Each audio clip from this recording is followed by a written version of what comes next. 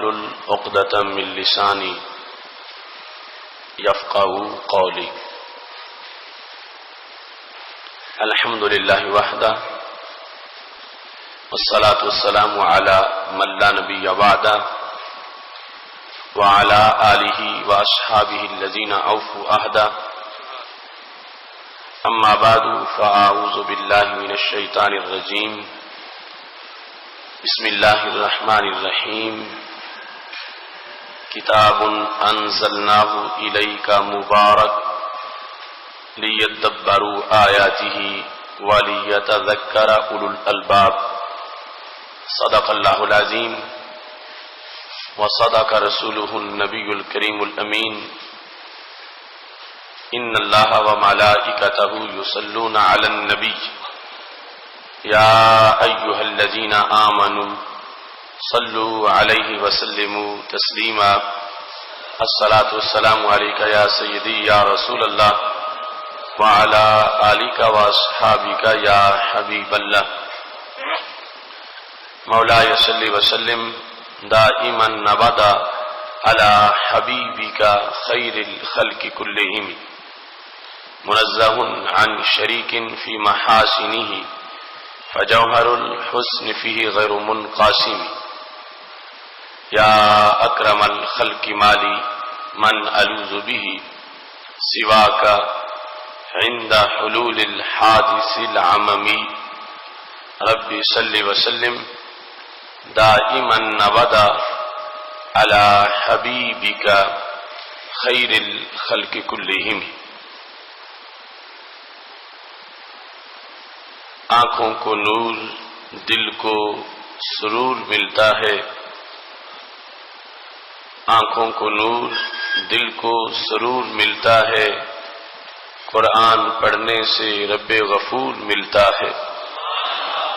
حرف حرف ہے اس کا نجات بشر کا ضامن. حرف حرف ہے اس کا نجات بشر کا ضامن. نظام زیست بندگی کا شعور ملتا ہے. اسی کے ذہن میں جلوہ فگن ہو فہم قرآن.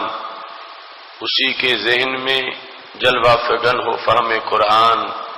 جس کی ہر سوچ میں عشق حضور ملتا ہے. ورق ورق پہ یہاں بکھرا ہے ایک لطف جدید. ورق ورق پہ یہاں بکھرا ہے ایک لطف جدید. سطر سطر میں اور بین السطور ملتا ہے. ذوق بیدار کو کہتے سنا کہ اے آصف. ذوق بیدار کو کہتے سنا کہ اے آصف. وقف وقف پہ یہاں جلوہ طور ملتا ہے. آنکھوں کو نور دل کو سرور ملتا ہے. قرآن پڑھنے سے رب غفور ملتا ہے. اللہ تبارک و تعالی جل جلالہ وعم نوالہ واتم برہانہ وعظم شانہ کی حمد و ثنا اور حضور سرور کائنات مفخر موجودات زینت بزم کائنات دستگیر جہاں غم گسار زمام سید سرورام حامی بے کسام قائد المرسلین خاتم النبیین احمد مجتبی جناب محمد مصطفیٰ صلی اللہ علیہ وآلہ واصحابہ وبارک وسلم کے دربار گہر بار میں ہدیہ درود السلام عرض کرنے کے بعد وارثان منبر و محراب ارباب فکر و دانش نہایت ہی معزز و محتشم حضرات و خواتین، رب ذوالجلال کے فضل اور توفیق سے ادارہ صراط مستقیم پاکستان کے زیر اہتمام فہم دین کورس میں آج ہماری گفتگو کا موضوع ہے قرآن میں ہو غوطہ زن اے مرد مسلمان. میری دعا ہے رب ذوالجلال ہم سب کو بحر قرآن میں غوطہ زن ہونے کی توفیق عطا فرمائے. رب ذوالجلال ہمیں راہ زندگی میں ہر موڑ پر قرآن مجید برہان رشید سے رہنمائی حاصل کرنے کی توفیق عطا فرمائے. خالق کائنات جل جلالہ نے انسانیت کی رہنمائی کے لیے وحی کا سلسلہ شروع فرمایا اور انبیاء کرام علیہم السلام کو بھیج کر ان پر وحی کو نازل کر کے رب ذوالجلال نے ہر دور کے انسان کو منزل کا پتہ بتایا۔ وحی کا یہ سلسلہ جاری رہا یہاں تک کہ سب سے آخر میں تمام رسولوں کے قائد اور ہمارے آقا حضرت محمد مصطفیٰ صلی اللہ علیہ وسلم اس دنیا میں جلوہ گر ہوئے اور خالق کائنات جل جلالہ نے قرآن مجید کی شکل میں آپ کے سینہ پر نور پر سب سے جامع وحی کو نازل فرمایا۔ یہ ہماری خوش بختی ہے کہ خالق کائنات جل جلالہ نے ہمیں رسول اللہ صلی اللہ علیہ وسلم کی وساطت سے ایسی کتاب عطا کی جس کتاب میں پہلی تمام کتابوں کا خلاصہ موجود ہے، اور رب ذوالجلال نے اپنی طرف سے ان تمام کتابوں کے مقابلے میں اس کتاب کو جامعیت عطا فرمائی۔ قرآن مجید برہان رشید میں جو اسرار و رموز ہیں، قرآن مجید برہان رشید کے اندر جو ہدایت کا نور ہے اس کو حاصل کرنا یہ بندہ مومن اور اللہ کی طرف سے فریضہ ہے کہ وہ اس کتاب کو تاکہ نسیاں میں نہ رکھے بلکہ اس کو پڑھے، اس میں تدبر کرے، اس کے الفاظ کو سمجھے اور اس کے الفاظ کے مفاہیم کو سمجھ کر اس کے مطابق اپنی زندگی کے شب و روز بسر کرتا رہے۔ قرآن مجید برہان رشید کی تلاوت کا جہاں حکم ہے وہاں قرآن مجید میں تدبر کا بھی حکم دیا گیا ہے۔ قرآن مجید کے مفاہیم میں غور کرنا اور اسرار و رموز تک پہنچنا یہ ایک سوغات ہے جو رب ذوالجلال نے انسانی ذہن کے لیے تیار فرمائی ہے۔ خالق کائنات جل جلالہ نے قرآن مجید برہان رشید میں بار بار اسی مطلب کی طرف انسان کو متوجہ کیا۔ سورہ صاد کے اندر آیت نمبر 29 ہے، خالق کائنات جل جلالہ قرآن مجید کا تعارف کرواتے ہوئے خود فرماتا ہے، کتاب انزلناہ الیک مبارک، یہ کتاب جو ہم نے آپ پر اے محبوب صلی اللہ علیہ وسلم نازل کی ہے، یہ کتاب مبارک ہے، برکتوں والی کتاب ہے، جس کو ہر لحاظ سے برکت دی گئی، یعنی بلیسڈ کتاب کہ جس میں برکت ہے، اس کو دیکھیں تب بھی برکت میسر آتی ہے، پڑھیں تب بھی برکت میسر آتی ہے، اس میں تدبر کریں پھر بھی برکت ملتی ہے، اور تدبر کے بعد اس پہ عمل کریں تو پھر بھی دنیا میں بھی قبر میں بھی اور عقبہ میں ہر مقام پر برکت دی جاتی ہے۔ لیدبروا آیاتہ، یہ کتاب مبارک جو آپ پہ نازل کی گئی تو اس کا سبب کیا ہے؟ رب ذوالجلال فرماتا ہے تاکہ لوگ اس کی آیات میں تدبر کریں۔ لیدبروا آیاتہ، اس کتاب کی آیات میں لوگ تدبر کریں، وَلِيَتَذَكَّرَ أُولُو الْأَلْبَابِ، اور جو عقل والے ہیں وہ اس سے نصیحت پکڑیں، یعنی پہلے تدبر ہوگا اور تدبر کے بعد پھر اس تدبر کے مطابق عمل ہوگا، کیونکہ صرف تدبر مقصود نہیں ہے، تدبر کے بعد جو تدبر کا تقاضا ہے عمل بالقرآن، وہ تقاضا بھی قرآن مجید برہان رشید نے خود بیان کیا ہے۔ ایسے ہی سورہ نحل کے اندر خالق کائنات جل جلالہ کا فرمان ہے، وَأَنزَلْنَا إِلَيْكَ الذِّكْرَ، اے محبوب صلی اللہ علیہ وسلم ہم نے آپ کی طرف ذکر کو یعنی قرآن مجید کو نازل کیا، لِتُبَيِّنَ لِلنَّاسِ مَا نُزِّلَ إِلَيْهِمْ، تاکہ آپ لوگوں کے لیے بیان کریں کہ ان کے لیے کیا چیز نازل کی گئی ہے، جو کچھ نازل کیا گیا ہے وہ آپ لوگوں کے سامنے بیان فرمائیں. وَلَعَلَّهُمْ يَتَفَكَّرُونَ، اور تاکہ لوگ اس میں تفکر کریں. تدبر اور تفکر یہ مقصد ہے قرآن مجید کے نزول کا، اور پھر تدبر اور تفکر کے بعد اس کے مطابق عمل کرنا، یہ قرآن مجید کا انسانیت سے تقاضا ہے. ایسے ہی خالق کائنات جل جلالہ سورہ محمد صلی اللہ علیہ وسلم میں اللہ کا یہ فرمان موجود ہے. آیت نمبر 24 ہے. خالق کائنات فرماتا ہے افلا یتدبرون القرآن ام علی قلوب اقفالها، کیا وہ لوگ قرآن مجید میں تدبر نہیں کرتے یا پھر ان کے دلوں پر تالے لگے ہوئے. تو خالق کائنات جل جلالہ نے یہ تدبر کے لیے، تفکر کے لیے اس قرآن کو نازل کیا.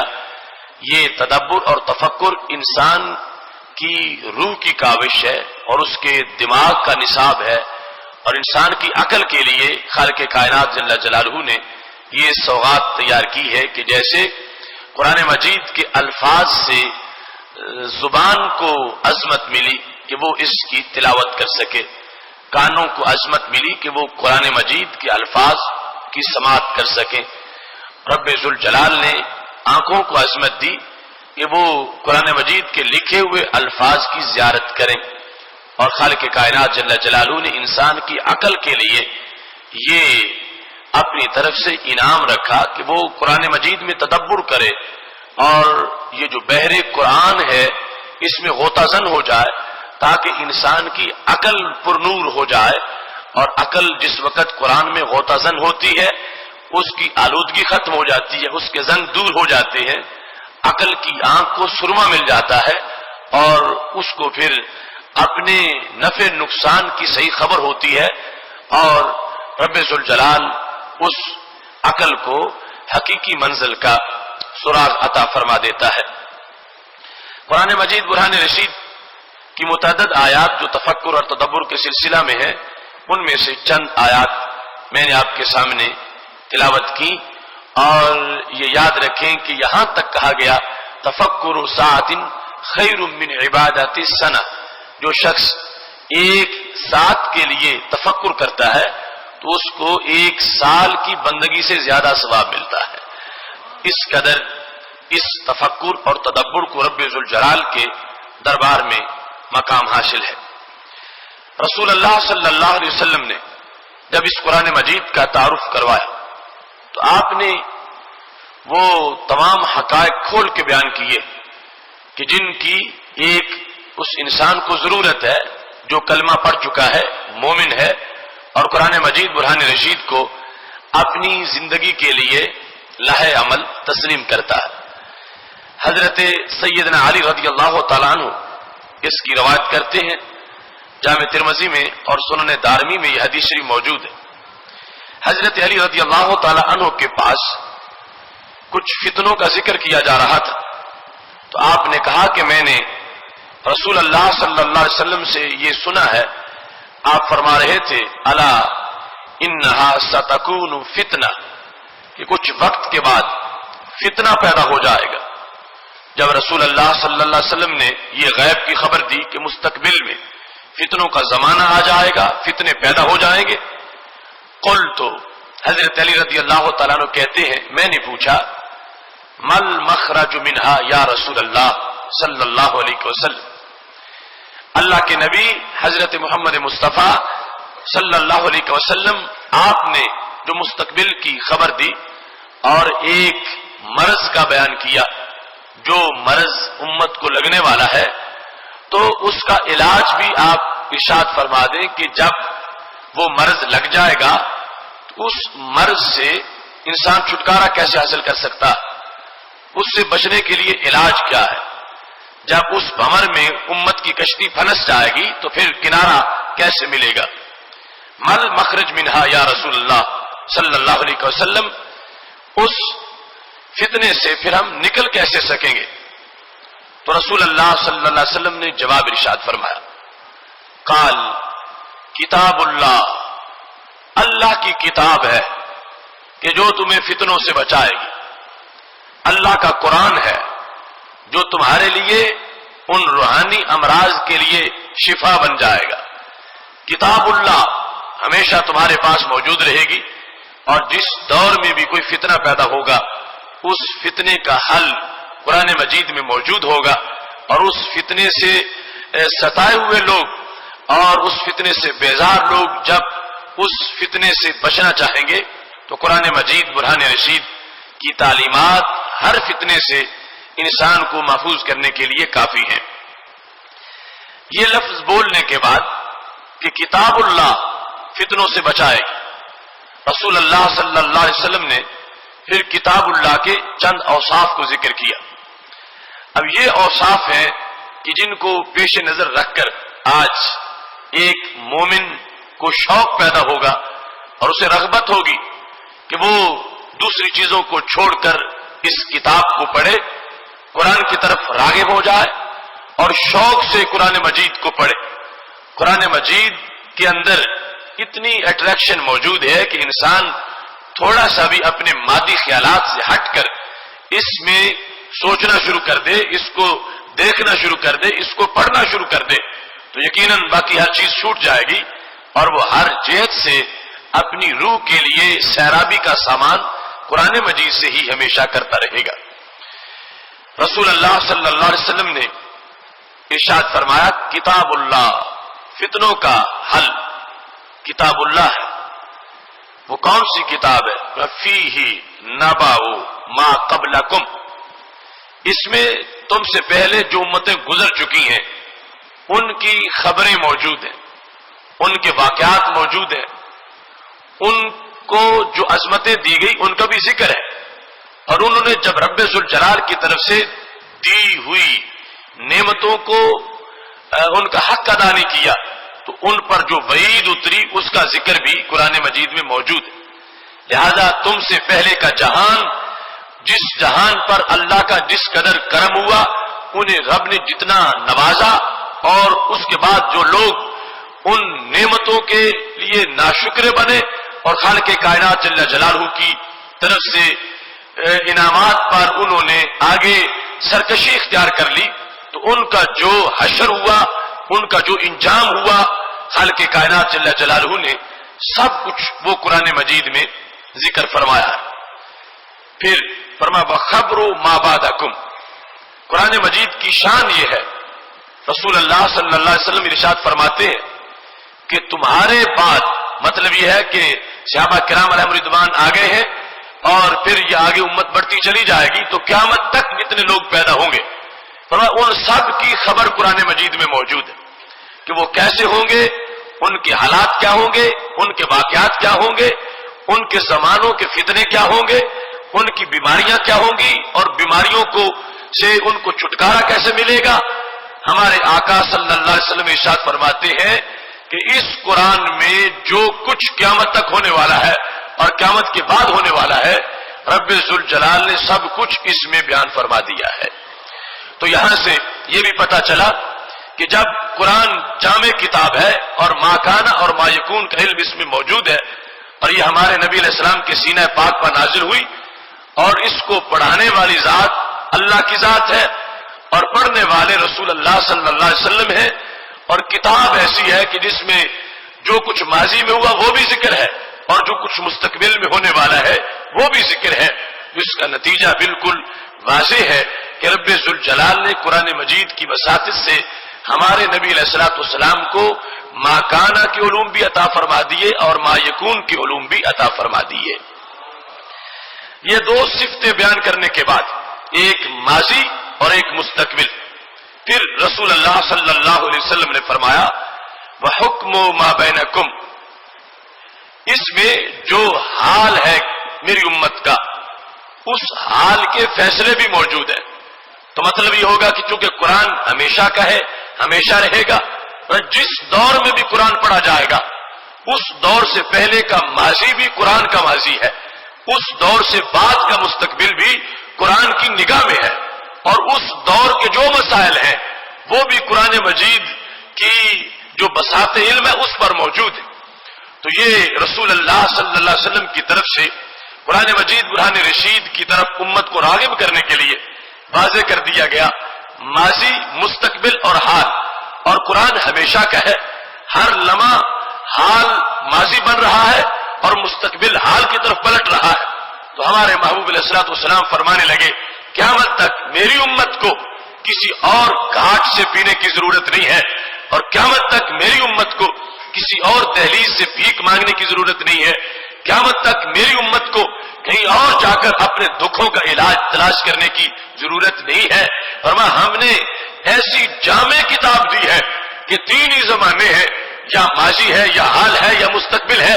فرمایا جب بھی ماضی کی بات ہوگی تو یہ قرآن مسئلہ بتائے گا، اور جس صدی میں بھی جو حال مسلمانوں پر جو گھڑی موجود ہوگی، لمحہ موجود، اس سے بھی قرآن مجید اپنی تعلیمات اس کے اندر بھی عطا کرے گا، اور جو انسان پوچھیں گے یہ قرآن بتائے گا.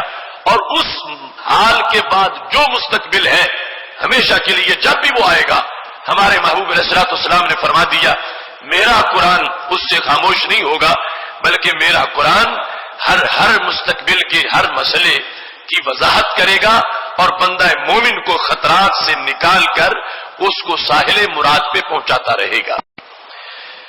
اس کے بعد رسول اللہ صلی اللہ علیہ وسلم نے جب یہ تین صفات اس کی بیان کی، پھر فرمایا هو الفصل لیس بالہزل. یہ قرآن قول فیصل ہے، یہ کوئی مذاق نہیں، یہ فصل ہے. مطلب کیا؟ اس کی ہر بات دو ٹوک ہوتی ہے. ایک ہر قول فیصل ہوتا ہے، اس کی ہر بات حرف آخر ہوتی ہے. اس کے بعد اور کسی چیز کی ضرورت نہیں ہے. اس کو رب ذوالجلال نے اس انداز کا قول فیصل بنایا. پانچویں نمبر پر اب اس کی جامعیت کو بیان کرنے کے بعد اگر کوئی اس قرآن کو چھوڑتا ہے، پس پشت ڈالتا ہے، تو اس کا پھر انجام کیا ہوگا؟ فَمَنْ تَرَكَهُ مِنْ جَبَّارٍ قَسَمَهُ اللَّهُ. جو سرکش اس کو ترک کرتا ہے، اس کو چھوڑتا ہے. ترک کرنے اور چھوڑنے کے کئی معنی ہیں. ایک یہ ہے کہ پڑھتا نہیں، دیکھتا نہیں. ایک یہ ہے کہ جب بیان کیا جائے کہ قرآن کا یہ حکم ہے تو وہ آگے سرکش بنتا ہے، کہتا ہے نہیں میری اپنی مرضی ہے، قرآن جو کہتا ہے کہتا رہے، میں اپنی مرضی کروں گا. ایک سرکشی یہ ہے کہ جب کہا جائے حکمرانوں کو کہ تم اپنے بنائے ہوئے ضابطے چھوڑ دو اور اللہ کا بنایا ہوا جو قانون ہے قرآن مجید کی شکل میں اس کو تم نافذ کر دو، تو وہ یہ کہیں کہ نہیں یہ ماضی کا قصہ ہے، یہ ایک گزری ہوئی تاریخ ہے اور اب نیا زمانہ ہے، یا جو بھی بہانہ کرے. تو رب ذوالجلال فرماتا ہے رسول اللہ صلی اللہ علیہ وسلم نے اس کی وضاحت کی من ترکہ من جبار. جو شخص بھی جبار، سرکش، بگھوڑا اس قرآن کو ترک کر کے چھوڑ کر کہیں اور جائے گا، وہ قاسمہ اللہ، وہ بچ نہیں سکے گا. اللہ اس کی گردن ضرور توڑے گا، اللہ اس کو سرنگوں کرے گا، اللہ اس سرکش کو سرنگوں کرے گا. جو بھی قرآن مجید سے بغاوت کر کے بگھوڑا بن کے قرآن کو اکڑ کر نکلے گا آگے کہ مجھے اس قرآن کی ضرورت نہیں، اور اس کو برے انجام سے دوچار ہونا پڑے گا. اب دیکھتے ہو ہمارے سامنے کی یہ ساری باتیں ہیں جو لوگ قرآن مجید قرآن رشید کو ایک ایکسپائر دین کے طور پر کہہ کر یا اس کی سزاؤں کو واشیانہ کہہ کر قرآن مجید برہان رشید کی تعلیمات کو معذلہ مسترد کرتے رہے اور اپنی پیٹھ کے پیچھے پھینکتے رہے. رب ذوالجلال نے انہیں عبرتناک انجام سے دوچار کیا ہے، اور آئندہ بھی جو اس قرآن سے اپنے آپ کو دور کرے گا، اسے پس پش ڈالے گا اور تکبر کرے گا، اس کے احکام کے سامنے اپنی شیطانی باتوں کو وہ نافذ کرنے کی کوشش کرے گا، تو یہ خالق کائنات جل جلالہ کا وعدہ ہے جو رسول اللہ صلی اللہ علیہ وسلم نے بیان کر دیا. یہ کوئی انفرادی طور پر کرے یا اجتماعی طور پر کرے، کوئی حاکم کرے یا کوئی محکوم کرے، جو انسان بھی قرآن مجید برہان رشید کو ترک کرتا ہے، اس کو چھوڑتا ہے اور اپنی خواہش کو آگے لے جاتا ہے، خواہش کا کلمہ پڑھ لیتا ہے، رب ذوالجلال کے محبوب حضرت محمد مصطفیٰ صلی اللہ علیہ وسلم واضح کر رہے ہیں قاسمہ اللہ، اللہ اس کو چھوڑے گا نہیں. ایسے سرکش کو رب ذوالجلال ضرور اس کی گردن کو توڑ دے گا. وَمَنِ ابْتَغَى الْهُدَى فِي غَيْرِهِ أَضَلَّهُ اللَّهُ. جو قرآن کو چھوڑ کر ہدایت کسی اور چیز سے تلاش کرے, قرآن کو نہیں پڑھتا اور کہتا میں ہدایت کہیں اور سے لوں گا, اور سے راہ زندگی کا پتہ لیتا ہوں, اور مقامات سے پوچھتا ہوں, اور کوئی ناول پڑھتا ہوں, کوئی ڈائجسٹ پڑھتا ہوں, یا کسی نام نہاد مفکر کی کوئی کتاب پڑھتا ہوں, یا کسی مستشرق یا یہودی یا عیسائی یا ہندو کا بنایا ہوا ضابطہ میں دیکھ لیتا ہوں, یا ان کے ہم نواؤں کے بنائے ہوئے نصاب میں پڑھتا ہوں, تو میرے محبوب علیہ السلام ارشاد فرماتے ہیں جس نے میرا قرآن چھوڑا, من ابتغى الهدى فی غیرہ, قرآن کو چھوڑ کر غیر قرآن سے اس نے ہدایت لینا چاہیے, اضلہ اللہ, رب اس کو گمراہ کر کے مارے گا. وہ بندہ کبھی بھی ہدایت نہیں پا سکے گا, وہ کبھی بھی راہ راست پہ نہیں چل سکے گا جس نے قرآن مجید کے چشمہ صافی کو چھوڑ کر اور جگہوں سے جا کے پینا شروع کر دیا. اس کو کبھی بھی ہدایت نہیں ملے گی اور وہ ضرور گمراہی میں پھنسا رہے گا. اس کے بعد رسول اللہ صلی اللہ علیہ وسلم فرمانے لگے وَهُوَ حَبْلُ اللَّهِ الْمَتِينُ, قرآن اللہ کی رسی ہے. کون سی؟ المتین, جو بڑی مضبوط رسی ہے. وہ حبل اللہ المتین, اللہ کی رسی ہے. اب اس میں اگر انسان تدبر کرے کہ اللہ کی رسی, اس کا کتنا, اس کی لمبائی ہوگی کہ یہ طاقت بھر کتنی ہے, ایک پختہ کتنی ہے, اور اس کے فوائد کیا ہے, ہم اپنے طور پر سوچیں تو وہ ایک اپنا تدبر ہوگا. مگر رسول اللہ صلی اللہ علیہ وسلم نے جو اس کی وضاحت کی ہے وہ وضاحت سب سے اعلیٰ وضاحت ہے کہ حبل اللہ, اللہ کی رسی, اور پھر عام رسی نہیں, متین, بڑی مضبوط رسی. اس کا مطلب کیا ہے؟ امام بہقی نے شعب ایمان میں اس حدیث کو روایت کیا ہے. رسول اللہ صلی اللہ علیہ وسلم سے حضرت ابن شریح خزائی یہ روایت کرتے. اب یہ فہم دین کی برکات ہے کہ آج ہمیں ان مجالس جن کو ہم دیکھ نہ سکے مگر ہمیں پیار ان مجالس سے ہے کہ جب نبی علیہ الصلوۃ والسلام تشریف فرما ہوتے اور صحابہ دائیں بائیں بیٹھے ہوتے, صحابہ کرام علیہ رضوان مسجد نبی میں بیٹھے ہوتے, سرکار دو عالم صلی اللہ علیہ وسلم تشریف لے آتے اور آپس میں گفتگو ہوتی. ہر انسان کا شوق تڑپتا ہے کاش کہ میں بھی شریک محفل ہوتا اور مجھے بھی پتا چلتا کہ محبوب علیہ السلام کیا فرما رہے تھے. اگرچہ ہم اس محفل میں شریک نہ ہو سکے, اپنی آنکھوں کے کٹورے ان کے جمال حسن سے, حسن کے سمندر سے نہ بھر سکے, مگر یہ پھر بھی ان کا کرم ہے کہ اس امت کو وہ سند کی برکت عطا فرمائی ہے کہ جس سے جو کچھ وہاں بیان ہوتا رہا وہ ہر لفظ امت تک ہو بہو اسی طریقے سے پہنچا ہے. اب رسول اللہ صلی اللہ علیہ وسلم کے بارے میں ابن شریح کہتے ہیں خرج علینا رسول اللہ صلی اللہ علیہ وسلم, ہمارے نبی علیہ الصلوۃ والسلام ہمارے پاس تشریف لائے اور آتے ہی آ کے سوال کر دیا. کیا فرمایا؟ الیس تشہدون اللہ الہ الا اللہ وانی رسول اللہ, کیا تم گواہی نہیں دیتے کہ خدا ایک ہے اور میں اس کا رسول ہوں؟ یہ سوال کیا صحابہ کرام علیہ رضوان سے. پتا ہے کہ یہ سارے خدا کو ماننے والے اور مجھے رسول مانتے, لیکن اس کے باوجود یہ جو نعرہ تکبیر و رسالت کا دہراتے رہنا ہے یہ اسی حدیث سے ماخوذ ہے کہ سب کلمہ پڑھتے ہیں لیکن پھر اس کو کہا کیا تم گواہی دیتے ہو کہ اللہ ایک ہے اور میں اس اللہ کا رسول ہوں؟ فقلنا, صحابہ کہتے ہیں نعم, ہم نے کہا ہاں ہم گواہی دیتے ہیں اللہ کے سوا کوئی معبود نہیں ہے اور آپ اس رب کے سچے رسول صلی اللہ علیہ وسلم. جب یہ گواہی صحابہ کرام علیہ رضوان نے دی, اس کے بعد نبی علیہ الصلوۃ والسلام نے یہ ارشاد فرمایا فإن هذا القرآن سبب, فرمایا یہ قرآن ایک سبب ہے. یہ جو سبب کا لفظ آپ اردو میں بولتے ہو یا پنجابی میں, فرمایا یہ قرآن ایک سبب ہے. سبب کا مطلب کیا ہے؟ فرمایا یہ قرآن ایک رسی ہے. کتنی بڑی اور کس انداز کی؟ فرمایا طرفہ بید اللہ, اس کا ایک کنارہ اللہ کے ہاتھ میں ہے. طرفہ بید اللہ, اس رسی کا ایک سرا رب کے ہاتھ میں ہے. وطرفہ بایدیکم, اور دوسرا کنارہ تمہارے ہاتھ میں ہے.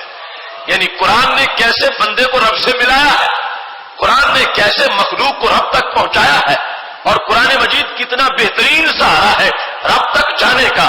ہمارے نبی علیہ الصلوۃ والسلام فرمانے لگے، میرے صحابہ تمہاری شان ہے غیب پر ایمان لانا، تم نے جنت کو دیکھا نہیں، میں نے کہا تم مان گئے ہو، تم نے جہنم کو دیکھا نہیں، میں نے کہا تم مان گئے ہو، تم نے رب کو دیکھا نہیں، میں نے کہا تم مان گئے ہو۔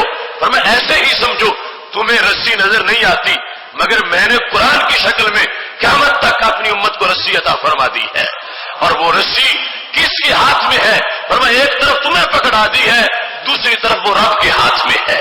اب اس رسی کے ساتھ جس کا تعلق ہے، جس رسی کو رب نے پکڑا ہوا ہے، وہ بندہ پھر بھٹک کیسے سکے گا، وہ بندہ پھر ڈوب کیسے سکے گا، وہ بندہ کسی طغیانی کی نظر کیسے ہو سکے گا، وہ بندہ طوفانوں کی نظر کیسے ہو سکے گا؟ تو میرے محبوب علیہ الصلوۃ والسلام نے فرمایا قرآن ایک رسی ہے، یہ کتاب ہدایت ہے، یہ نسخہ کیمیا ہے، یہ نصاب انقلاب ہے، اور یہ زندگی گزارنے کا سہارا ہے، اور یہ بندے کی رب سے ملاقات ہے، اور یہ انسان کا اپنے خالق کے ساتھ رابطہ ہے۔ فرمایا ایک طرف اس رسی کی رب کے ہاتھ میں ہے، اور دوسری طرف کی جو رسی کا کنارہ تھا رب نے مجھے بھیجا ہے، اور میں نے وہ کنارہ تمہارے ہاتھ میں پکڑا دیا ہے۔ قیامت تک کے لیے انسان کو میں نے وہ رسی کا سرا دے دیا ہے۔ یہ ہمارے محبوب علیہ السلام کا احسان ہے۔ اپنے طور پر کوئی چاہتا اس رسی کو پکڑنا نصیب نہ ہوتا، یہ قرآن لوح محفوظ پہ رہتا، نہ کوئی حافظ ہوتا، نہ کوئی قاری ہوتا، نہ کوئی صوفی ہوتا، نہ کوئی سالک ہوتا، نہ کوئی مجاہد ہوتا، نہ کوئی انقلابی ہوتا، نہ کوئی مصلح ہوتا، نہ کوئی حکمران بنتا۔ اس کو پڑھ کر رب ذوالجلال نے یہ کرم کیا، ہمارے نبی علیہ الصلوۃ والسلام کو دنیا میں بھیجا، اور ان کے سینے نے قرآن کے جلال کو برداشت کیا۔ جو قرآن پہاڑ نہیں برداشت کر سکتے تھے، وہ ہمارے محبوب علیہ الصلوۃ والسلام نے برداشت کیا، اور کمال یہ ہے کہ برداشت کر کے پھر چھوٹے کو بھی رسی پکڑا دی ہے، بڑے کو بھی پکڑا دی ہے، عورت کو بھی رسی دے دی، مرد کو بھی دے دی، پھر حاکم کو بھی، محکوم کو بھی، غریب کو بھی، امیر کو بھی، اور یہ رسی ہمہ پت ہے، دن میں بھی ہے، رات میں بھی ہے، جوانی میں بھی ہے، شباب میں بھی ہے۔ یہ اس وقت بھی تھی، اور آج 15ویں صدی کے مسلمانوں کے لیے بھی ہے۔ فرمایا میں نے یہ رسی تمہارے ہاتھ میں دے دی ہے، اور ادھر یہ رسی رب نے پکڑی ہوئی ہے۔ اب رب ذوالجلال کے ہاتھ میں جو رسی ہے، اس رسی کو رب سے کوئی نہیں کھینچ سکتا، وہ اللہ کے ہاتھ میں رہے گی۔ اب آگے فرمایا جو بگڑے گا، جو گمراہ ہوگا، وہ خود رسی کو چھوڑ کے چلا جائے گا۔ اللہ کے ہاتھ میں رسی ہے، ادھر سے تو چھوٹنے کا کوئی اندیشہ نہیں، کوئی احتمال نہیں۔ اس نے جو پختگی سے پکڑی ہوئی ہے، وہاں سے کوئی چھڑا ہی نہیں سکتا۔ فرمایا اب میری امت یہ تمہارے اوپر ہے کہ تم رسی کو کتنا مضبوطی سے پکڑے رکھتے ہو۔ اگر تم خود چھوڑ گئے اور ڈوب گئے تو کل شکوہ نہ کرنا، ہم نے رسی پکڑا دی ہے، اب تمہارا کام ہے مضبوطی سے پکڑے رکھنا، اور جو مضبوطی سے پکڑے رکھے گا اس رسی کو، فرمایا کبھی نہیں ڈوبے گا، اس واسطے کہ دوسری طرف سے چھوٹنے کا کوئی احتمال نہیں ہے۔ محتشم سامعین حضرات، رسول اللہ صلی اللہ علیہ وسلم نے جب رسی کی بات کر دی، آگے کیا فرمایا؟ یہ پیار ہے آپ کو اپنی امت سے۔ فرمایا فتمسکو، رسی کو مت چھوڑنا، میری امت رسی کو پکڑے رکھنا۔ تمسکو، اس رسی کو جو میں نے پکڑا دی ہے اپنے ہاتھ میں رکھنا۔ فإنکم لن تضلوا، اگر تم رسی پکڑے رہو گے، فرمایا میں گارنٹی دیتا ہوں کبھی گمراہ نہیں ہوگے۔ لن تضلوا تاکید نفی ہے مستقبل کے لیے، فرمایا کبھی بھی تم گمراہ نہیں ہوگے۔ ولن تہلکوا بعدہ ابدا، اور کبھی جو ہے وہ تم ہلاکت میں نہیں پڑو گے۔ اور ولن تہلکوا بعدہ ابدا، کبھی تم ہلاک نہیں ہوگے۔ تو یہ گارنٹی دے دی ہمارے محبوب علیہ الصلوۃ والسلام نے، اور یہ تعارف کروا دیا اپنی اس کتاب کا۔ فرمایا اب یہ تمہارا کام ہے، میرا کام تھا رسی تم تک پہنچانا، رسی یقیناً تم تک پہنچاتی ہے، اور وہ رسی مضبوط بڑی ہے، اور پھر مضبوط ہاتھ میں ہے، یعنی جو اللہ کی شان کے مطابق اس کا ہاتھ ہے، اس ہاتھ میں وہ رسی ہے۔ اب اگر کمزوری دکھانی ہے تو تم نے دکھانی ہے، اگر تم کمزوری نہیں دکھاؤ گے، اس رسی کو مضبوطی سے تھامے رکھو گے، تو جتنے بھی فتنے آ جائیں، جتنے بھی مصائب آ جائیں، جتنی ہلچل مچ جائے، جتنی فتنوں کے زلزلے اٹھے، اور جو کچھ بھی ہو جائے، فرمایا یہ رسی نہ ٹوٹنے والی ہے، اور نہ رب کے ہاتھ سے چھوٹنے والی ہے.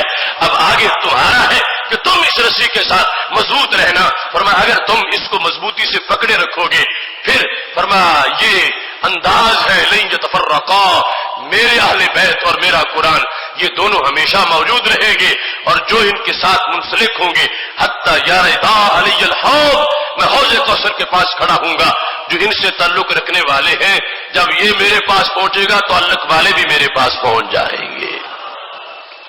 رسول اللہ صلی اللہ علیہ وسلم یہ دعوت دینا چاہتے ہیں کہ قرآن کو یہ تاکہ نسیاں میں کوئی نہ رکھے، اس کے ساتھ تعلق تازہ رہے، برقرار رہے، ہمہ وقت رہے اور اس سے پوچھ کے انسان زندگی بسر کرے.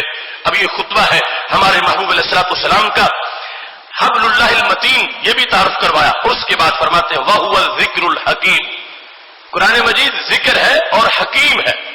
ایک تو یہ نا کہ حکیم نے بھیجا ہے، اللہ حکیم ہے، اور پھر فرمایا یہ خود حکیم ہے. یہ ذکر بھی ہے، یہ حکیم بھی ہے، حکمتوں سے بھرا ہوا ہے، اس کے اندر حکمتیں ہی حکمتیں ہیں. وَهُوَ الصِّرَاطُ الْمُسْتَقِيمُ، یہ صراط مستقیم بھی ہے. یعنی یہ کمال ہے، صراط مستقیم کے لیے ہدایت نامہ بھی ہے اور خود صراط مستقیم بھی ہے، خود کتاب بھی ہے، خود ذکر بھی ہے، خود حکیم بھی ہے. وَهُوَ الصِّرَاطُ الْمُسْتَقِيمُ، فرمایا یہ صراط مستقیم ہے. هُوَ الَّذِي لَا تَزِيغُ بِهِ الْأَهْوَاءُ، یہ وہ صراط مستقیم ہے کہ جس پر انسان کی خواہش بھٹکتی نہیں ہے. انسان کی ہوا، انسان کی خواہش اگر قرآن مجید کے تابع رہے تو پھر قرآن اس کو بھٹکنے نہیں دیتا اور اس کو ٹیڑھا نہیں ہونے دیتا. یہ وہ صراط مستقیم ہے کہ جہاں پر انسان کا خیال ہمیشہ سیدھا رہتا ہے، سوچ ہمیشہ مستقیم رہتی ہے اور انسان کا خیال ہمیشہ مستوی رہتا ہے. اس کو رب ذوالجلال نے اس انداز کا صراط مستقیم بنایا ہے. وَلَا تَلْتَبِسُ بِهِ الْأَلْسِنَةُ، کیا کمال ہے ہمارے نبی علیہ السلام کے اس خطبے کا. فرمایا لا تلتبسوا به الالسنہ، کبھی زبانوں کو قرآن مجید کے بارے میں کوئی اشتباہ نہیں پڑتا. اس کے دو معنی ہیں. ایک یہ ہے کہ جو بندہ سلیم العقل ہے، سلیم الفطرت ہے، تو جب قرآن پڑھے گا تو اس کی زبان مانے گی کہ یہ اللہ کا قرآن ہے. یعنی پڑھتے پڑھتے زبان کو قرآن اور غیر قرآن میں فرق کا پتہ چلے گا. یعنی اور عربی جملہ جو ہے وہ اور انداز کا ہوگا، قرآن کا جملہ اور انداز کا ہوگا. یہ زبان پر بات مخفی نہیں رہے گی، زبان بولے گی تو زبان کو پتہ چلے گا کہ یہ جو میں نے پڑھا یہ قرآن ہے اور وہ جو پڑھا وہ قرآن نہیں ہے. پر قیامت تک کے لیے اس کتاب کا یہ اعجاز ہے کہ زبانوں کو اس بارے میں بھول نہیں ہوگی، زبانوں کو غلطی نہیں لگے گی، التباس نہیں ہوگا. یہ ایک مطلب ہے. اور دوسرا یہ مطلب ہے فرمایا زبانیں اس کو پڑھنے میں سختی محسوس نہیں کریں گی، زبانیں اس کو آسانی سے پڑھیں گی، زبانیں اس کی تلاوت کرتے وقت بڑی روانی سے تلاوت کر لیں گی. جو تھوڑی سی بھی کوشش کرے گا قرآن مجید برہان رشید روانگی سے پڑھنا شروع کر دے گا. اور یہ بھی اعجاز ہے، دنیا میں کوئی کتاب ایسی نہیں کہ جس کو یاد کرنے والے اتنے ہوں جتنے قرآن کے حافظ موجود ہیں.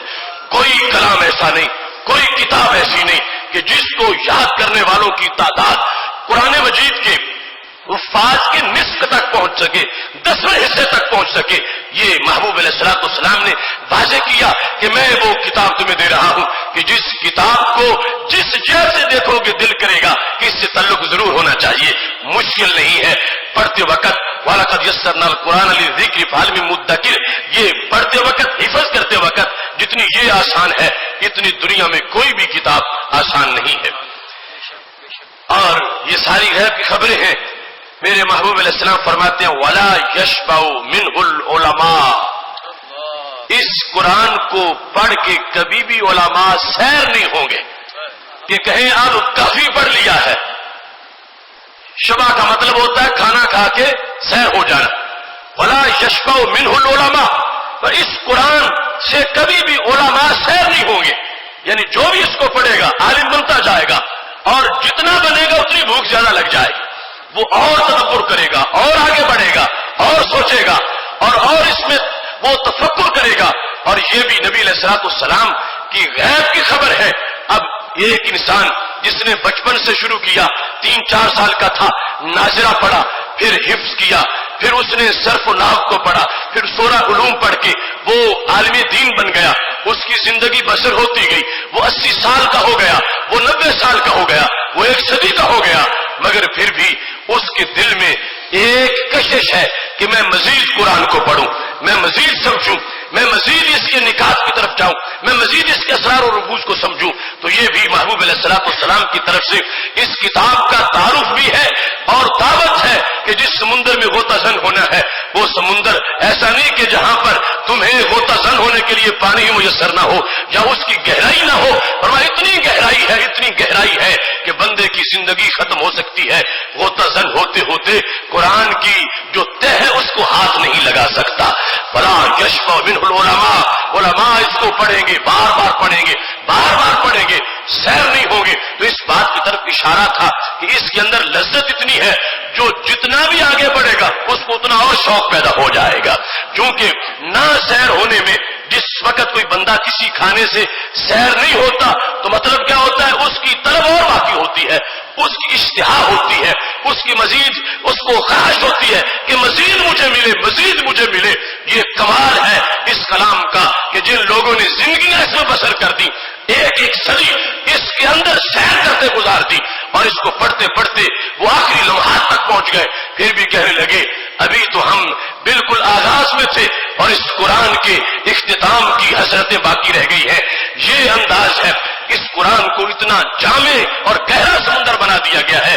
فرمایا جو بھی اس میں غوطہ زن ہوگا اس کو اس کے آگے مزید گہرائیوں کی طرف رہنمائی ہوتی چلے جائے گی، اور جس کو جتنا ملے گا وہ نہیں کہ اتنا لے کے وہ بس کر جائے، نہیں، اس کو شوق پیدا ہوگا، اور جو شوق بڑھتا جائے گا تو قرآن مجید اس کو اپنا فیضان مزید عطا فرماتا جائے گا۔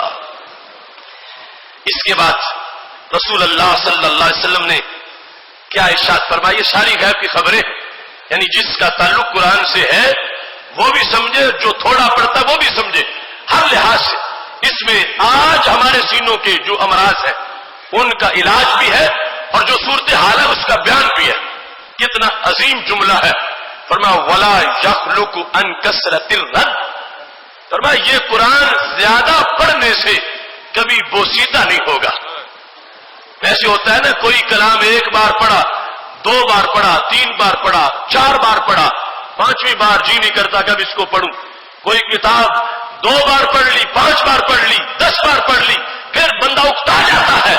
فرمایا لا یخلق عن کثرت الرد، رد کا مطلب ہے بار بار پڑھنا، تکرار کرنا، دہرانا۔ فرمایا کبھی بھی یہ قرآن بوسیدہ نہیں ہوگا۔ بوسیدہ کا مطلب کیا ہے کہ اس کی آیات سے بندے کا دل اچاٹ نہیں ہوگا کہ اب میں 10 قرآن ختم کر چکا ہوں، اب میرا دل نہیں کرتا قرآن پڑھنے کو، پر میں ایسا نہیں ہوگا۔ قرآن مجید کو کوئی جتنی بار پڑھے گا، جتنی بار پڑھے گا، جب بھی پڑھے گا، قرآن اس کو تازہ محسوس ہوگا۔ اگر اس نے 100 بار پڑھا ہے پھر بھی تازہ ہے، اگر اس نے 1000 بار پڑھا ہے پھر بھی تازہ ہے، اگر اس نے 1,00,000 بار پڑھا ہے یہ پھر بھی تازہ ہے۔ یہ ہمارے نبی علیہ السلام کی دی ہوئی غیب کی خبریں ہیں، اور یہ قرآن کا وہ سمندر ہے کہ جو آج ہمارا موضوع ہے۔ قرآن میں ہو غوطہ زن ہے مرد مسلمان، اللہ تجھے عطا کرے جدت کردار کہ یہ ایسا سمندر ہے، ایسا سمندر ہے کہ جس کے اندر اتنی گہرائی ہے اور جس میں اتنی چاشنی ہے، لذت ہے، اتنی آشنائی ہے کہ جو بھی اس کی شناوری کرتا ہے غوطہ زن ہوتا ہے، تیراک بنتا ہے، اسے نئے نئے آفاق نظر آتے ہیں، اور رب ذوالجلال اس کو مزید دلچسپی عطا فرماتا ہے۔ لا یخلق عن کثرت الرد، یہ بوسیدہ نہیں ہوتا، بلکہ جو پڑھتا ہے جتنا زیادہ پڑھتا ہے اتنا اس کو زیادہ تازگی محسوس ہوتی ہے، زیادہ لذت اس کو آتی جاتی ہے۔ پھر رسول اللہ صلی اللہ علیہ وسلم نے فرمایا ولا ينقضی عجائبہ، اس کے عجائب کبھی ختم نہیں ہوں گے۔ قرآن کے عجائب کبھی ختم نہیں ہوں گے، قرآن کے غرائب، قرآن کے اسرار و رموز، قرآن کی حکمتیں، قرآن کی برکتیں، قرآن کے معنی کی جہاد، قرآن مجید کے معنی کے پہلو، قرآن مجید کی تفسیر کے زاویے۔ فرمایا جو بھی پڑھے گا، جتنے پڑھے، لاکھوں پڑھے، کروڑوں پڑھے، فرمایا ہر ایک کو اس 8 پہلو ہیرے سے بھی کہیں زیادہ اس کی روشنی نظر آئے گی۔ جو دائیں ہو کے اس ہیرے کو دیکھے تو اور ویو نظر آتا ہے، بائیں ہو کے دیکھے تو اور ویو نظر آتا ہے۔ فرمایا یہ تو کروڑ پہلو ہیرا ہے، جو جس جہت سے اس کی طرف توجہ کرے گا اس جہت سے اس کو نور اور نئے رنگ کی روشنی نظر آنا شروع ہو جائے گی۔ حضرت علی رضی اللہ تعالیٰ عنہ اسی سمندر کی بات کر رہے تھے تو فرمانے لگے لوگوں پورا قرآن تو پورا قرآن ہے، لو شئت لأوقرت 70 بعیرا من تفسیر فاتحۃ الکتاب، اگر میں چاہوں تو صرف فاتحۃ الکتاب جو ہے اس کی تفسیر لکھوں تو وہ کتنی بن جائے؟ فرمایا 70 اونٹوں کا بوجھ بن جائے، 70 اونٹوں پر وہ کاغذ رکھے جائیں، 70 اونٹوں پر اس کو لادا جا سکے صرف فاتحۃ الکتاب کی اگر میں تفسیر لکھوں۔ حضرت عبداللہ بن مسعود رضی اللہ تعالیٰ عنہ کہنے لگے من اراد علم الاولین والآخرین فلیتدبر القرآن، جو شخص یہ چاہتا ہے کہ مجھے اولین کا بھی علم آ جائے آخرین کا بھی علم آ جائے، یعنی جب سے انسان پیدا ہوا ہے ہر دور میں جو انسان کی دانش اور انسان کو جو شعور ملا اور جو کچھ اس نے جانا، جو کچھ اس نے پڑھا، جتنا بھی انسان کو علم حاصل ہوا، جو انسان پہلی صدی کا ہے دوسری صدی کا ہے، فرمایا ساری جتنا بھی ماضی ہے ان سارے علوم کو جو شخص حاصل کرنا چاہتا ہے اسے قرآن میں تدبر کرنا چاہیے، اور جو آخرین قیامت تک کا رائٹ وزڈم سائنس ٹیکنالوجی جو کچھ بھی ہے فرمایا قیامت تک اور آخرت تک جو کچھ انسان اس کو اگر حاصل کرنا چاہتا ہے اور اس کو قرآن میں تدبر کرنا چاہیے، اگر وہ قرآن میں غوطہ ہو جائے گا اس کو اولین کے بھی سارے علوم مل جائیں گے اور آخرین کے بھی سارے علوم میسر آ جائیں گے۔ رسول اللہ صلی اللہ علیہ وسلم کا یہ ایک فرمان جو قرآن مجید کے تعارف میں آپ کو پیش کر رہا ہوں، فرماتے ہیں قرآن هو الذی لم تنتهی الجن اذا سمعت حتى قالوا انا سمعنا قرآنا عجبا یہدی الی الرشد فآمنا به، فرمایا یہ میرا کلام وہ کلام ہے، یہ میرا قرآن وہ قرآن ہے کہ جب جنوں نے سنا تھا تو وہ بھی حیران ہوئے بغیر نہیں رہ سکے تھے، اور انہوں نے بھی یہ کہا تھا انا سمعنا قرآنا عجبا، جا کے اپنی قوم کو کہنے لگے کہ آج ہم نے عجیب قرآن سنا ہے، عجیب اس کے الفاظ ہیں، ہم نے سنا ہے یہدی الی الرشد فآمنا به، اے جنوں وہ قرآن ہدایت کی طرف بلاتا ہے اور ہم اس قرآن پر ایمان لے آئے ہیں۔ فرمایا یہ صرف انسان کو متاثر کرنے والا نہیں، اس کو جنوں نے بھی سنا تو جن بھی متحیر ہوئے متاثر ہوئے اور انہوں نے بھی قرآن مجید پر ایمان کو اپنی عظمت سمجھا اور اپنے عروج کی دلیل سمجھا۔ پھر فرمایا ہمارے محبوب علیہ الصلوۃ والسلام نے اب خلاصہ اس قول کا من قال به صدقہ، فرمایا جو قرآن سے بات کرے وہ سچا ہے، من قال به صدقہ، جس نے اس کی بات بتائی تو وہ سچا قرار پائے گا، ومن عمل به اجر، اور جس نے عمل کیا اس کو اجر ضرور ملے گا، جس نے بات کی تو اس کو سچا کہا جائے گا، جو قرآن سے بولے گا تو سچا ہے اور جو اس پہ عمل کرے گا اجرا اس کو اجرت دی جائے گی، ومن حکم به عدلا، اور جو اس کو سامنے رکھ کے فیصلے کرے گا وہ عادل کہلائے گا، ومن دعا الیہ ہدی الی صراط مستقیم، فرمایا جو اس کی طرف دعوت دے گا وہ صراط مستقیم کی دعوت دینے والا ہوگا، ومن دعا الیہ، جو اس قرآن کی طرف دعوت دے گا، ہدی الی صراط مستقیم، اس نے صراط مستقیم کی طرف لوگوں کو بلایا ہے، اس نے صراط مستقیم کی طرف لوگوں کو دعوت دی ہے، اس نے صراط مستقیم کا پیغام لوگوں میں عام کیا ہے۔ یہ ایک فرمان ہے ہمارے محبوب علیہ الصلوۃ والسلام کا جس میں آپ نے یہ رغبت دلائی کہ قرآن کی طرف توجہ کرو، اس لحاظ سے کہ اس کے بہت سے اوصاف ہیں، بہت سے کمالات ہیں، اور جو بھی اس کی طرف توجہ کرے گا وہ محروم نہیں رہے گا۔ رب ذوالجلال ہر دور کے مومن کو اور ہر دور کے انسان کو اس قرآن مجید سے عظمتیں عطا فرمائے گا۔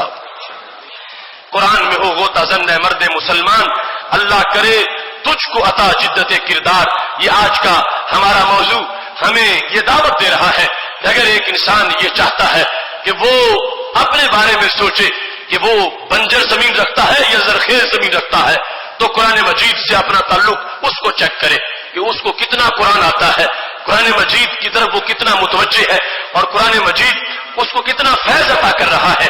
اس سلسلہ میں قرآن مجید کی ایک آیت اس کو سامنے رکھیے، رب ذوالجلال فرماتا ہے والبلد الطیب یخرج نباتہ باذن ربی، جو زرخیز زمین ہے اس کا سبزہ اپنے رب کے اذن سے باہر نکلتا ہے۔ زرخیز زمین، اس کو بلد طیب کہا. والبلد الطیب یخرج نباتہ باذن ربہ، جو بلد طیب ہے اس کا سبزہ، اس کی جڑی بوٹیاں، اس کی زمین پر نکھار جو ہے وہ رب کے اذن سے آتا ہے. والذی خبث لا یخرج الا نکدا، فرمایا جو زمین خبیث زمین ہو اور شور زمین ہو اور سیب زدہ زمین ہو، لا یخرج الا نکدا، وہاں کوئی دور دور جا کے کوئی تنکا نظر آتا ہے، کوئی گھاس کا پتا نظر آتا ہے، وہاں وہ زمین ہری بھری نہیں ہوتی. تو اس آیت کی تفسیر کرتے ہوئے حضرت قتادہ رضی اللہ تعالیٰ عنہ کہنے لگے البلد الطیب المومن، کہ یہ جس کو اللہ نے زرخیز میرا زمین کہا کہ میرا زمین پر سبزہ ہر طرف نظر آتا ہے اور شور زمین پر کہیں کہیں کوئی ایک اکا دکا کوئی گھاس کا کوئی تنکا کوئی پودا کوئی نظر آتا ہے. بلد طیب سے مراد کیا ہے؟ حضرت قتادہ رضی اللہ تعالیٰ عنہ کہتے المومن، بلد طیب سے مراد ہے مومن. کون سا مومن؟ سامع کتاب اللہ، جس نے قرآن کو سنا، فوعاہ، اور اس کو محفوظ کر لیا، فاخذ بہ، اور پھر تدبر کر کے اس پر عمل کرتا رہا. اللہ فرماتا ہے یہ ہے سرسبز زمین، یہ ہے سرسبز و شاداب زمین، یہ ہے پہاڑ والی زمین. یہ مومن ہے کہ جو قرآن پڑھتا ہے، سنتا ہے اور اس پہ عمل کرتا ہے. یخرج نباتہ باذن ربہ، یہ تو گلشن آباد ہے. اور دوسری طرف وہ والذی خبث، جو خبیث ہے اس کی زمین کیسی ہے؟ وہ شور زمین ہے اور بنجر زمین ہے. یہ کون ہے؟ فرمایا یہ کافر ہے. قد سمع القرآن فلم یعقلہ ولم یأخذ بہ، کہ جو قرآن سنے تو اس کی طرف توجہ نہیں کرتا اور کانوں میں داخل ہوتا ہے قرآن، مگر وہ قرآن کو سمجھتا نہیں، سوچتا نہیں، قرآن مجید کی طرف متوجہ نہیں ہوتا. تو رب ذوالجلال نے اس کے دل کی زمین کو خبیث زمین کہا اور مومن کے دل کی زمین کو طیب زمین کہا. اس واسطے آج اس موضوع پر گفتگو کرتے ہوئے اور گفتگو سنتے ہوئے نزول قرآن کے مہینے میں جبکہ رحمتیں برس رہی ہیں، ہمیں یہ سوچنا چاہیے، اپنا محاسبہ کرنا چاہیے کہ ہمارا دل بلد طیب ہے تو اس کو قرآن مجید سے پیار ہونا چاہیے، مزید پیار ہونا چاہیے، لفظ بھی آئے، معنی بھی آئے، کیفیت بھی.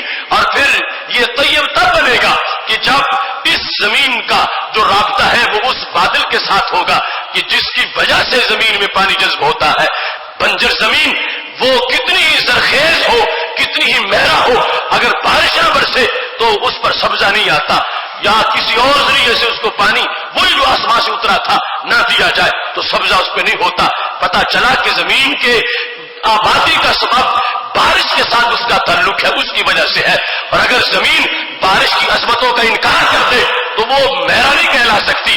یہ جو بارش ہے جس سے دل سیراب ہوتے ہیں اور جس سے یہ پانی پہنچتا ہے، اس بارش کا جو بادل ہے اس کو ابر مدینہ شریف کہا جاتا ہے. وہ رسول اللہ صلی اللہ علیہ وسلم کی رحمتوں کا بادل، اس سے پانی برستا ہے تو پھر زمینیں سیراب ہوتی ہیں. ان زمینوں کو جو سیراب ہو جائیں ان کو زرخیز زمین کہا جاتا ہے. اور جو زمین دن رات یہ شور مچا رہی ہو کہ جس بادل سے مجھ پہ بارش برسنی تھی معذاللہ وہ بادل رہا ہی نہیں، وہ بادل ختم ہو چکا ہے، یا بادل جو ہے اس میں دینے کی صلاحیت ہی نہیں رہی، یا اس کو برسنے کا طریقہ ہی نہیں رہا، وہ بادل خشک ہو چکا ہے، معذاللہ وہ زمین کبھی سیراب نہیں ہوگی. یہ اہل سنت و جماعت ہے جو قرآن پڑھتے ہیں تو اس انداز سے پڑھتے ہیں، چمک تجھ سے پاتے ہیں سب پانے والے، میرا دل بھی چمکا دے چمکانے والے. اس واسطے میرے بھائیوں آج اس موضوع کو سمجھتے وقت بالخصوص یہ چیز ذہن میں رکھنی ہے کہ آج ہم اس کے ساتھ تعلق قائم کریں گے، کل یہ قرآن ضرور سہارا بنے گا. حبل اللہ جو ہے رسی ہے، یہ چھوڑے گا نہیں، یہ جنت میں ساتھ لے جائے گا. اور کہاں سے؟ قبر سے استقبال کرے گا انسان کا. رسول اللہ صلی اللہ علیہ وسلم کا یہ فرمان لطائف المعارف میں موجود ہے، بلکہ امام احمد بن حنبل نے اپنے مسند امام احمد میں اس کو ذکر کیا ہے کہ قرآن مجید برہان رشید قیامت کے دن اپنے پڑھنے والے کو ملے گا. کہاں ملے گا؟ فرمایا جہاں قبر شک ہوگی، جہاں بندہ دفن ہے، جس قبرستان میں بھی ہے دنیا میں، جب قبر پھٹے گی آخرت کے دن اور انسان باہر نکلے گا، سامنے قرآن موجود ہوگا. ہر مومن کی قبر پر، ہر مسلمان کی قبر کے باہر وہ انتظار کر رہا ہے کہ قاری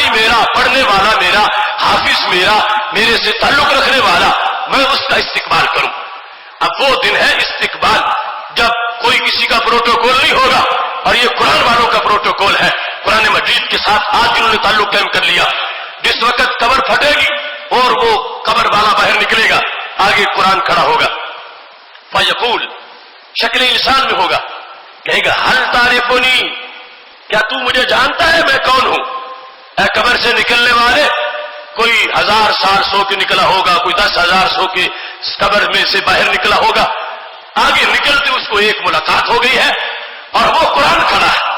اور لفظ یہ ہے کہ وہ پوچھے گا ہل تعرفنی، کیا مجھے جانتے ہو؟ ابھی اس نے جواب نہیں دیا ہوگا قبر والے نے، تو خود ہی قرآن بولے گا انا صاحبوں کا، میں تیرا دوست ہوں. صاحب کا لفظ انا صاحبوں کا، میں تیرا ساتھ دینے والا ہوں، میں تیرا صاحب ہوں، میں تیرا صاحب ہوں. کون سا صاحب؟ الذی ازماتک فی الحواجر، میں نے تمہیں گرمیوں میں روزے رکھوائے تھے. ازماتوں کا فی الحواجر، حاجرہ کہتے ہیں دوپہر کے وقت کو، اور ازماتوں کا مطلب ہے پیاسا کیا تجھے، تو نے مجھے پڑھا تو روزہ رکھا. میں وہ قرآن ہوں، میں نے تجھے گرمیوں کے دنوں میں پیاس لگائی تھی. وہ اسحر تو لیلا کا، میں نے تجھے رات جگائے رکھا تھا جب تم مصلی پہ کھڑا ہو کے پڑھتا تھا یا سنتا تھا. میں وہ ہوں جس نے تجھے راتوں کو جگائے رکھا، اور میں وہ ہوں جس نے تجھے دن کو پیاسا رکھا. آج حشر وفا ہو گیا ہے اور میں تمہیں وصول کرنے کے لیے آ گیا ہوں. تو نے دنیا میں میرا ساتھ دیا تھا، میں آج تیرا ساتھ دینے کے لیے آیا ہوں. رسول اللہ صلی اللہ علیہ وسلم فرماتے ہیں وہ جو انسان سے گفتگو کر کے قرآن کہے گا تو نے دنیا میں لوگوں کے مختلف دھندے ہوتے تھے، کل تاجر من وراء تجارت ہی، جامع لفظ ہے. فرمایا ہر بندہ اپنے کام کاج میں تھا. اس سے مراد ہوا جو غافل ہے، جو قرآن نہیں پڑھتا. قرآن کہے گا میں نے تمہیں اس وقت پیاسے رکھا جب کچھ بدبخت دن کو پانی پی رہے تھے، اور میں نے اس وقت تمہیں جگائے رکھا جب کچھ بدبخت اپنی چارپائیوں پہ سو رہے تھے. آج میں تیرے ساتھ ہوں. اور کیا کہے گا فَيُؤْتِ الْمُلْكَ بِيَمِينِهِ وَالْخُلْدَ بِشِمَالِهِ، کہے گا ذرا دائیں ہاتھ کھول، آج میں تمہیں ملک دینا چاہتا ہوں، اور بائیں ہاتھ کھول، آج تجھے خلد دینا چاہتا ہوں. ملک اور خلد اپنے پڑھنے والے کے ہاتھ میں دے کر قرآن مجید برہان رشید کیا کہے گا وَيُوضِعُ عَلَى رَأْسِهِ تاج الوقار، سر پہ وقار کا تاج رکھے گا. دائیں ہاتھ میں ملک، بائیں ہاتھ میں خلد، اور سر پہ تاج وقار. اب یہ قبر سے نکل رہا ہے کہ اپنے کسی بہت بڑے ایوان کا مسافر بن رہا ہے. ادھر دیکھو نا حشر بپا، گرمی کتنی، اور لوگ ننگے اور پسینے میں ڈوبے ہوئے، اور کسی کا کوئی ٹھاٹ باٹ نہیں. بڑے بڑے تاجور موم جامے بن کے قدموں کے نیچے، مگر قرآن سے تعلق رکھنے والا تاج پہن کے حشر میں ٹہل رہا ہے. دائیں ہاتھ میں ملک، بائیں ہاتھ میں خلد، اور سر پہ تاج وقار. پھر قرآن اس کو کہے گا اقرا واسعد، پڑھتا جا اور چڑھتا جا. آگے جنت ہے، فی دراج الجنہ وغرفها، جنت کی سیڑھیوں میں اور جنت کے کمروں میں. آگے پڑھتا چلا جا، اور یہ قرآن پڑھتا جائے گا اور آیات پڑھتا جائے گا. ایک آیت پڑھے گا ایک درجہ بلند ہو جائے گا. جتنی قرآن کی آیات ہیں اتنے جنت کے درجات ہیں. جب آخری آیت پڑھ چکا ہوگا تو سب سے اونچے مقام تک پہنچ چکا ہوگا. اس واسطے میرے بھائیوں آج اس قرآن کی طرف توجہ کی بڑی ضرورت ہے. دشمن کی کوشش یہ ہے کہ ان سے یہ قرآن چھوٹ جائے.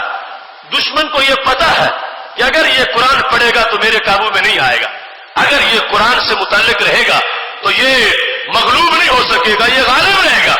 یعنی اس کو ہمارے قرآن کے بارے میں یہ بالکل کلیئر ہے کہ قرآن میں پاور بڑی ہے، قرآن میں عروج بڑا ہے. اور جن کا قرآن ہے معذاللہ وہ بھولتے جا رہے ہیں. وہ بیماری کا علاج قرآن سے نہیں پوچھتے، وہ سمجھتے شاید واشنگٹن میں ہماری بیماری کا حل ہے، جبکہ واشنگٹن والوں کو پتا ہے کہ مسلمانوں کا قرآن سب کچھ رکھتا ہے. اور کسی طریقے سے ان سے قرآن چھین لینا چاہیے، ان کو قرآن سے دور کر دینا چاہیے، ان کو قرآن اور ان کے درمیان کوئی دیواریں بنا دینی چاہیے. قرآن اور مسلمان کے درمیان کوئی خلیج حائل کر دینی چاہیے.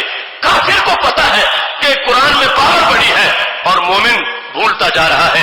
فہم دین کورس میں آج جہاں فرزندان اسلام اس بات کا عہد کر رہے ہیں اور بذریعہ انٹرنیٹ اس پیغام کو پوری دنیا پہ پھیلا رہے ہیں کہ آج بھی ہم ہر دکھ کا مداوا قرآن سے چاہتے ہیں اور آج بھی قرآن دکھوں کے لیے درما ہے اور آج بھی قرآن مرضوں سے جو ظاہری ہو یا باطنی شفا دینے والا ہے. آج بھی قرآن وقار ہے, آج بھی عزت ہے, آج بھی غلبہ ہے, آج بھی قرآن مجید کے اندر عروج ہے. لہذا یہ عہد کرنا ہے اور ساتھ اوروں کو یہ دعوت بھی دینی ہے. میری دعا ہے رب ذوالجلال ہم سب کی اس کاوش کو اپنے دربار میں قبول فرمائے. وآخر دعوانا ان الحمد للہ رب العالمین.